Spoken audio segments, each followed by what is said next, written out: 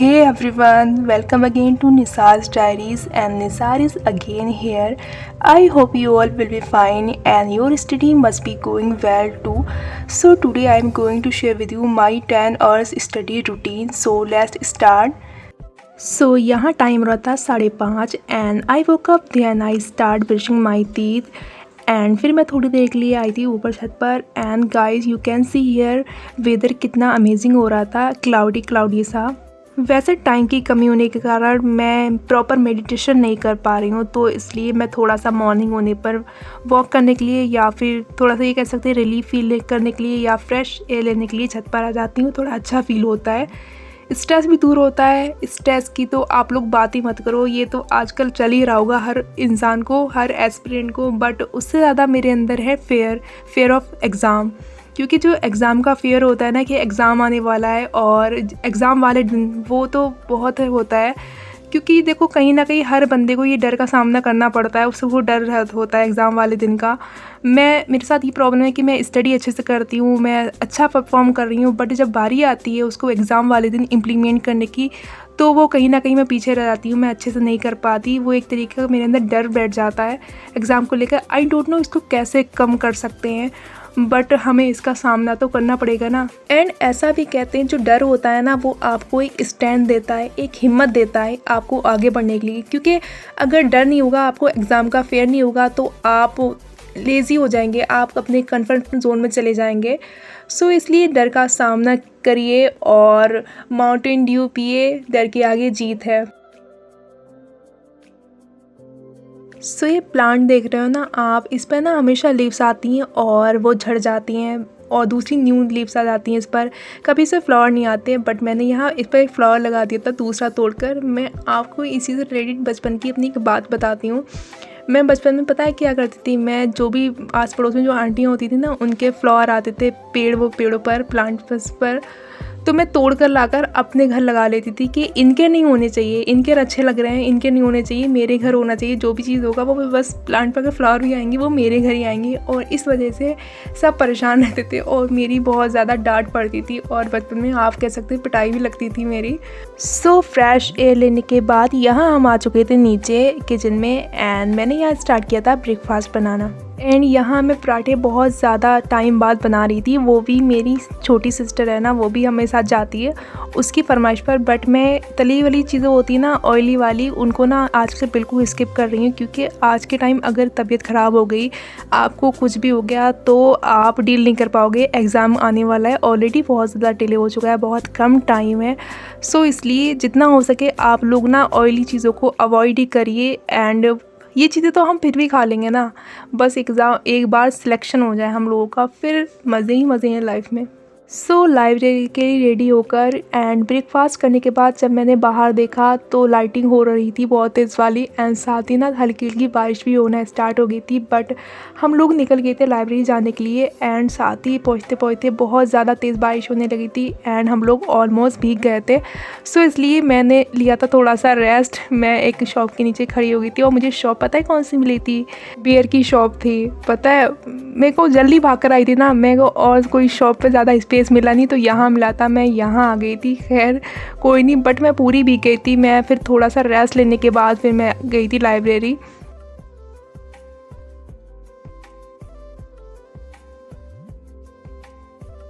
सो beer की shop पर ना मेरे को बहुत ज़्यादा डर लग रहा था, तो मैं भागकर जैसे तैसे करके लाइब्रेरी आ गई थी। बट मेरा ये दुर्भाग्य कह लो या अनफॉर्चुनेटली लाइब्रेरी भी नहीं ओपन हुई थी, तो मैंने फिर कॉल की थी लाइब्रेरी वाले भैया को, दैन वो आ गए थे।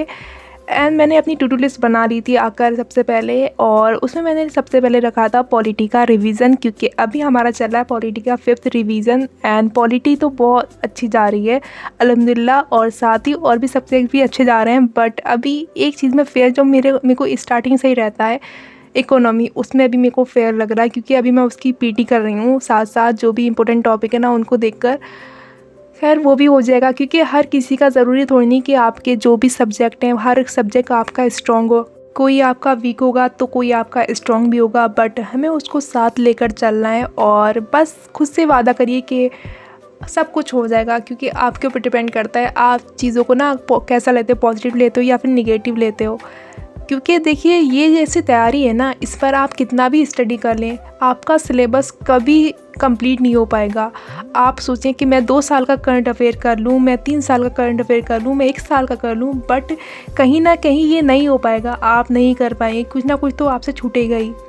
सो इसलिए जितना आप कर रहे हो ना, बस अपने आप पर भरोसा रखिए कि आप अच्छा कर रहे हो और बस अपनी जर्नी को एंजॉय करिए, क्योंकि ये भी एक टाइम बहुत प्रेशियस है, क्योंकि आप अपने रूम में बंद होकर स्टडी कर रहे हो, सब आपकी दोस्त फ्रेंड मज़े कर रहे हैं। तो बस आपको ये मोटिवेशन चाहिए कि बस कुछ देर की बात है, फिर शोर आएगा, तुम्हारा वक्त आया है, हमारा दौर आएगा। सो यहाँ पॉलिटी एंड ज्योग्राफी का रिवीजन करने के बाद मैंने स्टार्ट किया था पीटी करना। एंड आज जल्दी जल्दी में पता है मेरी इकोनॉमी की पीटी भी घर रह गई थी, बट मेरे पास इन्वायरमेंट और पॉलिटी की पीटी पड़ी थी, क्योंकि पॉलिटी की पीटी मैं जो लक्ष्मीकांत की बुक है ना उसको साथ लगा कर पढ़ रही हूँ। जैसे कि अगर मैं direct principle of state policy पढ़ रही हूँ या फिर और भी कोई टॉपिक हो गया जैसे कि एंटी डिफेक्शन लॉ हो गया, तो मैं पहले उसको ना ढूंढ रही हूँ मैगज़ीन में। अगर वो मुझे वहाँ मिल रहा है पीटी में, तो पहले मैं पीटी का कवर कर रही हूँ एंड देन आकर मैं बुक से कवर कर रही हूँ। इससे ना साथ में पता भी चला है करंट में क्या चल रहा है, बस एक ओवरव्यू ले लिया जाएगा, क्योंकि पॉलिटी वैसे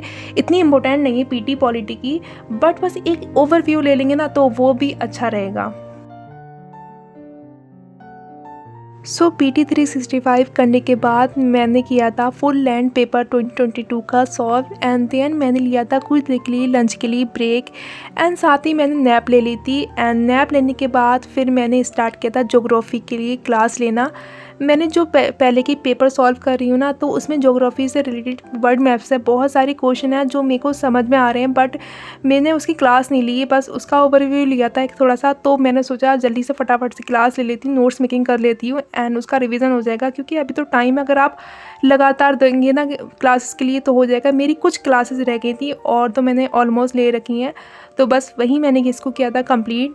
सो यहाँ हो चुकी थी हमारी क्लास कंप्लीट एंड अब बारी थी सी सेट करने की, क्योंकि सी सेट को भी मैं लगभग अब 2 घंटे रोज़ के दे रही हूँ, क्योंकि सी सेट में अगर आप नहीं कर पाए ना तो आपका जीएस में हाई स्कोर करने का भी कोई फ़ायदा नहीं रहेगा। तो इसलिए सी सेट को साथ लेकर चलिए। एंड सी सेट में चल रहा है मेरा नंबर सिस्टम का रिवीजन बाय क्लासेस।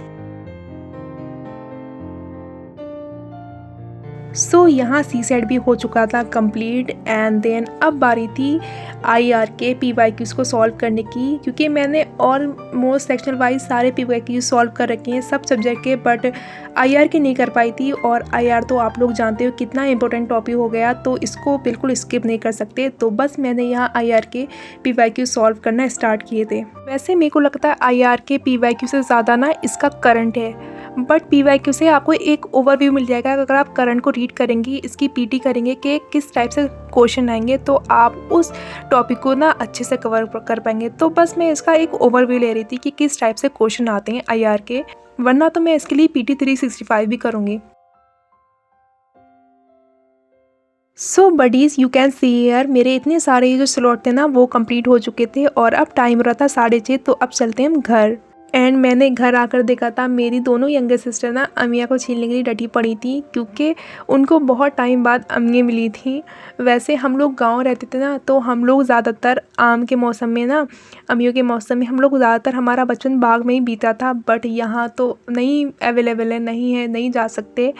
सो यहाँ हमने बनाया था आम का चाट बनाते ना, जो बहुत ज़्यादा टेस्टी लगता है अमिया का जलजीरा वगैरह डालकर, तो बस यही बनाया था, बहुत ज़्यादा स्पाइसी सा। वैसे मैं खाना खाती घर आकर, बट मैंने इसको खा लिया था तो मेरा पेट ऑलमोस्ट इससे फुल हो गया था और मैंने खाना स्किप कर दिया था।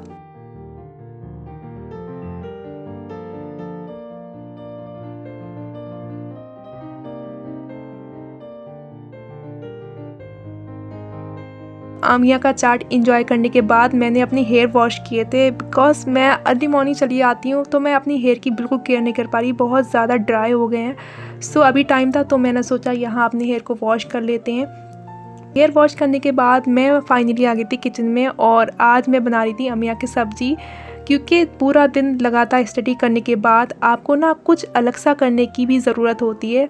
वैसे आप फ़ोन में लगेंगे तो उससे आपकी आइज़ पे इफ़ेक्ट पड़ेगा, और मेरी तो आइज़ में बहुत ज़्यादा दिक्कत हो रखी है। तो अगर आप कुकिंग कर लेते हैं या कोई और एक्टिविटी कर लेते हैं तो ये एक अलग सा हो जाता है आपके लिए। तो मेरे पास ऑप्शन था कुकिंग करने का, तो मैंने यहाँ बनाना स्टार्ट किया था अमिया की सब्ज़ी।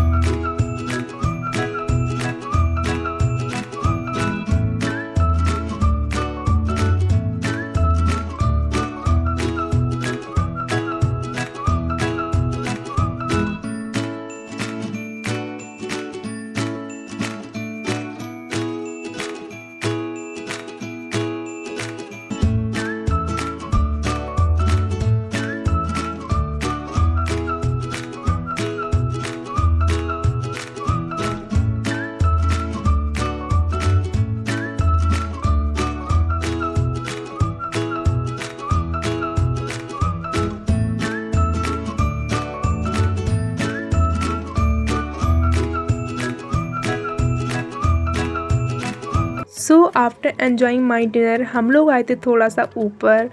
खाना खाने के बाद ना थोड़ा सा घूम लेने से ना डाइजेस्ट सिस्टम अच्छा बने रहेगा। और अभी तो मैं स्टडी करने बैठूँगी तो फिर ना पेट में बहुत ज़्यादा दिक्कत हो जाएगी। और स्पेशली मैं कहूँ तो मेरे को तो पेट में बहुत ज़्यादा दिक्कत रहती है कुछ ना कुछ। तो इसलिए थोड़ा सा वर्क करने से ना डाइजेस्ट सिस्टम अच्छा बने रहेगा और स्टडी भी फिर अच्छे से होगी। सो यहाँ मेरा था लास्ट स्लॉट स्टार्ट किया था मैंने। और इससे पहले मैंने ज्योग्राफी का भी रिवीजन हो गया था मेरा, उसके नोट्स का रिवीजन करना था मेरे को घर पर। सो लास्ट स्लॉट में मैंने की थी आंसर राइटिंग। अरे आप लोग सोच रहे होंगे कि मैं पगला गई हूँ कि मैं आंसर राइटिंग क्यों कर रही हूँ। But dear I want to tell you, मेरा एक एग्ज़ाम है ना तो मेरे को उसमें ऐसे लिखना है और वो ऐसे भी ऐसा होगा यूपीएससी लेवल तक का। तो उसमें अगर मेरे को अच्छा परफॉर्म करना है तो मेरे को रोज़ थोड़ा थोड़ा ऐसे लिखना पड़ेगा। और मैं सच कहूँ तो आज मैंने जो राइटिंग की थी आंसर राइटिंग, तो मैंने इतना ख़राब आंसर लिखा था क्योंकि मैंने बहुत टाइम से लगभग 6 महीने से आंसर राइटिंग छोड़ रखी है। मेरे को समझ नहीं आ रहा था कि ये मैंने लिख क्या दिया। बट अब धीरे धीरे थोड़ा टाइम देना पड़ेगा रोज़ का, तभी हम इसमें इम्प्रूवमेंट कर पाएंगे। सो फाइनली यहाँ हमारा लास्ट स्लॉट जो कि आंसर राइटिंग का था वो भी हो चुका था कंप्लीट। तो इसी के साथ फ्रेंड्स हम लोग ये व्लॉग ख़त्म करते हैं यहीं पर। मिलते हैं आपसे किसी और दिन किसी नए व्लॉग में। अगर आपको व्लॉग पसंद आया हो तो प्लीज़ लाइक शेयर सब्सक्राइब करना मत भूलना। Bye bye, take care all. और हमारी वीडियो देखने के लिए बहुत बहुत शुक्रिया।